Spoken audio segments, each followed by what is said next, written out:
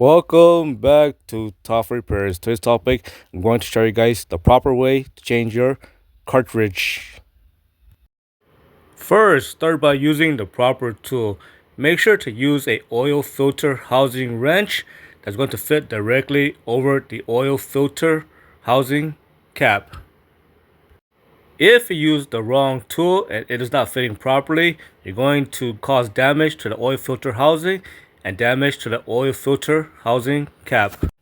When using the oil filter housing wrench, make sure it is seated all the way and there should be no gap. If there is a gap, keep readjusting the oil filter housing wrench until the oil housing wrench is sitting properly. As you can see, the oil filter housing wrench is now seated all the way and there is no gap. By doing this, you're going to ensure that you will not strip the oil filter housing cap. Next, use a 1/2 inch or 3/4 of an inch ratchet and go ahead and loosen the oil filter housing cap. Remember, righty-tighty, lefty-loosey. Next, remove the oil filter housing giant O-ring by using a pick. Next, take the brand new O-ring and compare it with the old O-ring by placing it on top. Sometimes the older O-ring might be slightly larger. That's because it probably expanded because it is worn, and also heat from the engine oil can also make it expand as well. Next, remove the old oil filter and compare it with the brand new oil filter. Make sure it is exactly the same size. Also, if there's a marking on the new oil filter, and for example, if it says that this part is the top, then make sure the oil filter is facing that direction. Next, make sure to clean the oil filter housing threads by using a rag.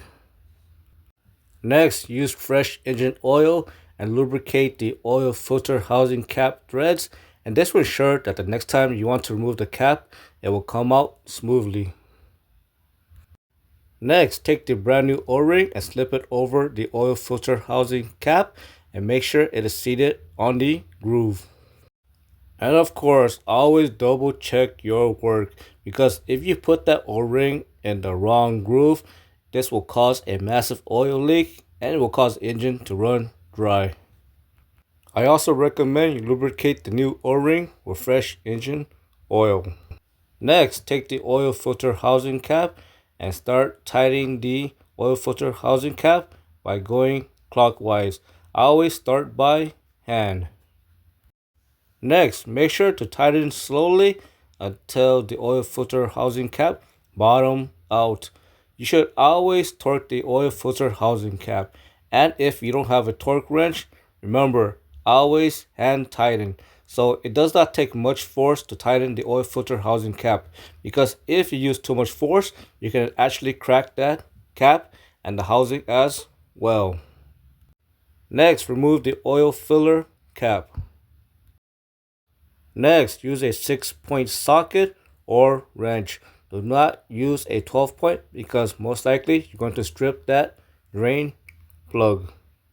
Next, drain the oil and make sure you drain it completely. If the drain plug came with a crush washer, make sure to replace the crush washer.